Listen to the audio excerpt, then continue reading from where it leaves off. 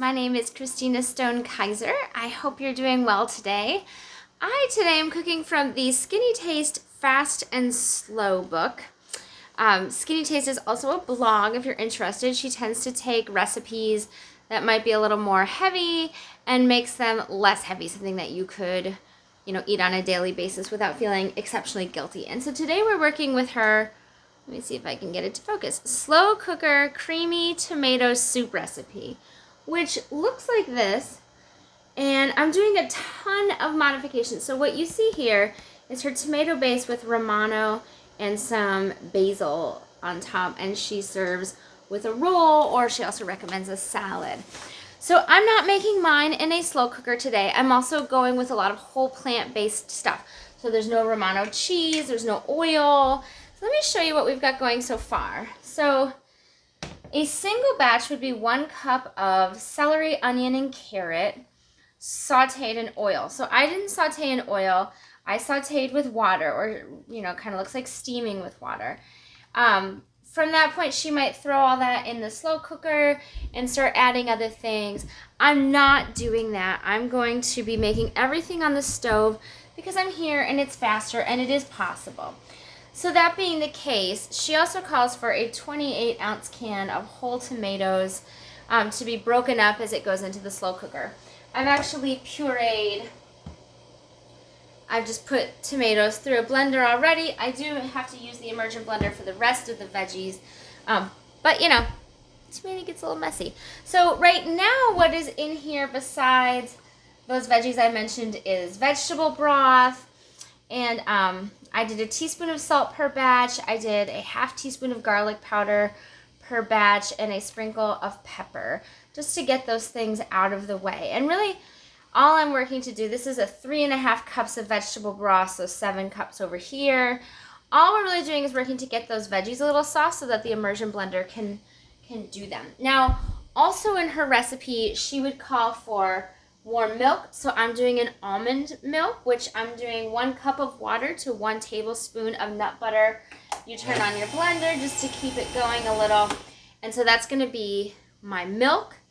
And then instead of cheese, I have nutritional yeast here. So I'll probably do like 3 tablespoons per batch just to kind of sort of give it that cheesy flavor. And if you are on a whole plant-based diet, adding a little nutritional yeast can be really good anyways. And so in our family is going to have English muffins, and the family I'm making for is going to have banana bread because I wanted to give them a treat. I just couldn't help myself. So I have some fresh chopped basil here, which I'm going to put in at the very end. But I also have just some plain old basil leaves and thyme. So really what you're creating is sort of like a vegetable broth with this heavy on the tomato sense to it. And I'm going to give it some spice in there. But then I'm going to add the fresh basil last minute because it's going to really pop. Also because it's whole plant, there's not a lot of oil in there, you're going to get hungry faster. I'm going to do some potatoes. I've pre-steamed some diced potatoes, and then I'm going to put spinach in because some good leafy greens, always good for you. Also really beautiful. So this should be just about ready. So I have 2 28 ounces. And honestly, like if you're doing it this way, actually some crushed tomato would be just fine. And then you wouldn't have to take that extra step. So I was being so diligent in buying the ingredients that were called for in the recipe, but to be quite honest, a little crushed tomato would be just fine. And then you don't have to put that in the blender as well. And also, obviously, you could make it just the way she suggests, and I've done that, and it's also very good. So once you add this in, you want to be a little bit careful because tomato can splash. I should really be wearing an apron, but I'm not, because that's me. So I'm going to go ahead, and the thing is if I do it on the stove, I'm able to go just a little bit faster, and that faster, I just don't need the crock pot aspect of it today. So after we've blended it, we're going to thicken it a little bit with a little bit of the tomato broth with some flour. We're going to add our milk, in this case almond milk, but any milk would do. So let me go ahead now and add in. So I love basil, just to say. And so, you know, when I was a new cook, I think basil was my favorite thing in the world. I just didn't feel like you could get too much of it. So I'm doing a teaspoon of each. And then the recipe calls for a sprig of thyme. Usually when something calls for a sprig, I just assume that means a full-on teaspoon. So each of these, of course, this is a double batch. And I'm just going to add these. So, oh, I didn't quite. This one's almost gone, so let's just use it. So I'll let those go in. You really don't have to add your herbs too fast because a lot of high heat can kind of kill them. So they're really a last minute addition. But I want these to kind of seep into the broth. So I'm going to let those go in now. And you do want your vegetables that you were sauteing to be soft enough for the immersion blender to do its thing. And so that, you know, in theory, this would have been a pureed soup. But of course, I'm adding potatoes anyways. So I have an immersion blender that has a safety. So it blinks red. And when I click it, it blinks green. Once it's green, I can just hit the button and go. So immersion blenders are super handy for soups. It would be helpful if you keep it together. Because you don't have to pull out a big heavy object. Or in this case, if you're already using your heavy object, you can do it this way. So I'm going to go ahead, pick it up a little bit, just kind of see where we're at with those veggies.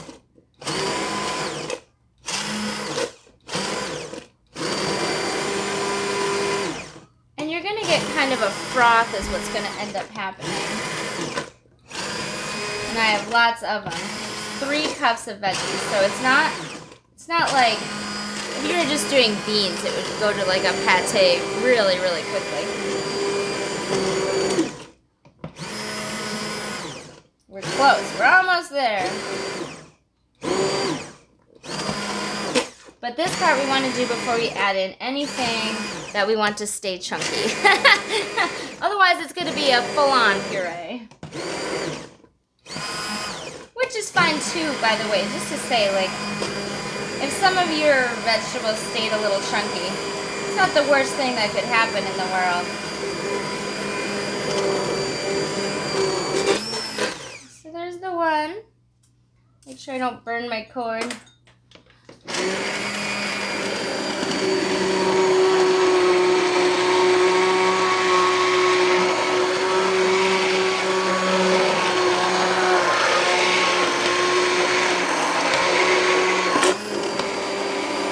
Again, I really should wear an apron. There you go. So you're going to see that get kind of frothy. It's like a storm in a pot.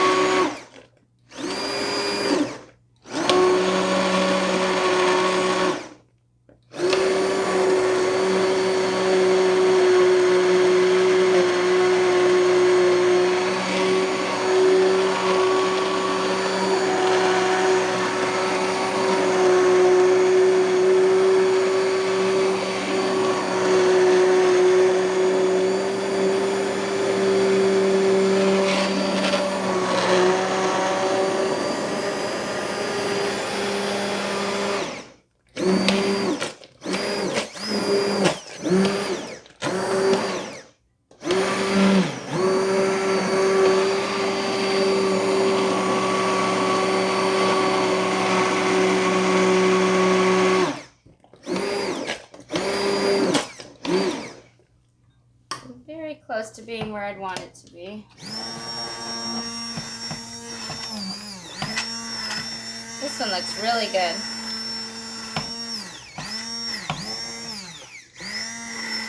Sounds different. Isn't that funny?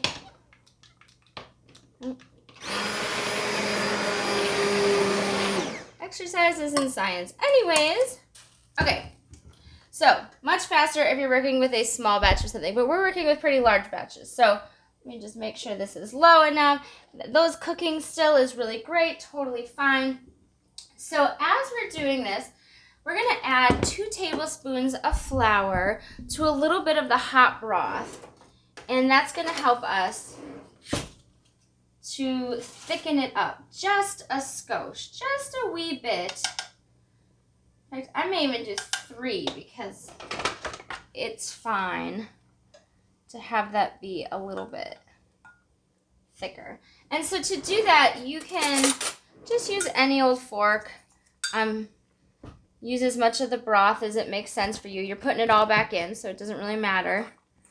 But the hot broth is going to create a bit of a roux.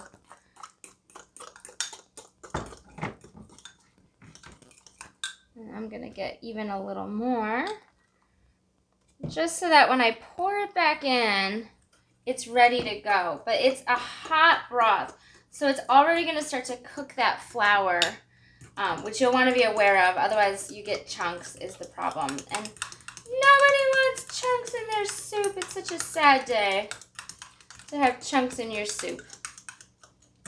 So this allows you to kind of look at what you've got and make a good decision. You can also, when you put it in, use a whisk, by the way, which will help it to disperse as evenly as is humanly possible. Let me make sure these are down low enough. I'm going round and round and round. And by the way, too, like if for some reason you're cooking and you're like, oh no, I do have lumps. That's happened to me so many times. Grab just like, you know, something with holes and just fish them out. Just fish out the stuff that you don't want, because life is too short to be upset about the lumps. Okay. So I am going to use a whisk to keep things moving. And remember, you're working with really hot liquids, so be really careful. You don't want to burn yourself. That would be a massive bummer. And once you put that in, it's going to thicken, right? And so you want to be able to move quickly through the rest of your steps or turn it down, because as it goes throughout that, you're going to feel that thickening happen. And if it's boiling a lot, then it's going to create a story for you. You're going to feel like you're burning your soup to the bottom of the pan. So make sure that your heat is down low enough. So I'm just letting that stir around. I want to get this one pretty good so that I can work on that one over there. But maybe I'll just finish this one out so you can see it. So while that's doing its thing, let's see. So like I said, I'm going to do like 3 tablespoons of nutritional yeast. And that's just a really good flavor. It'll sort of simulate the flavor of cheese. It's not 100% for sure, but it'll simulate. And then the milk is 1 3/4 cups. So I'm going to give this a little stir.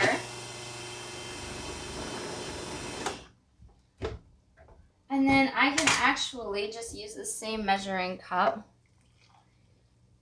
and go just shy of 2 cups and let that go in as well. That's going to help with the, oh my gosh, is it going to burn on me situation.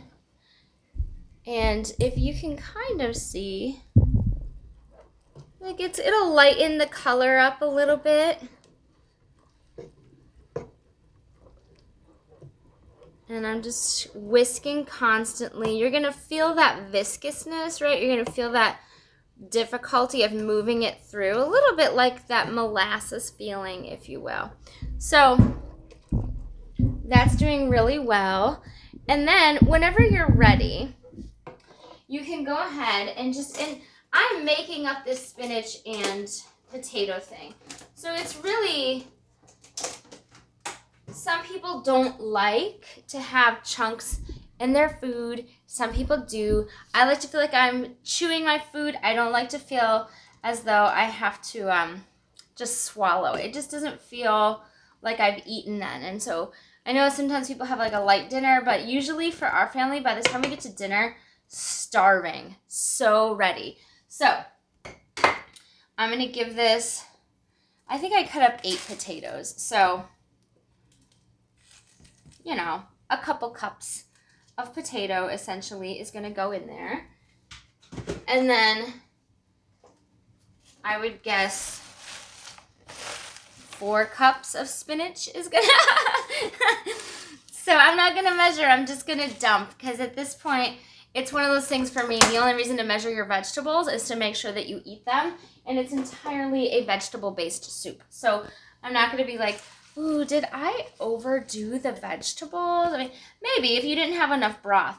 But once you do this, I'm gonna tilt you again. Let me see if I can get this where I want it.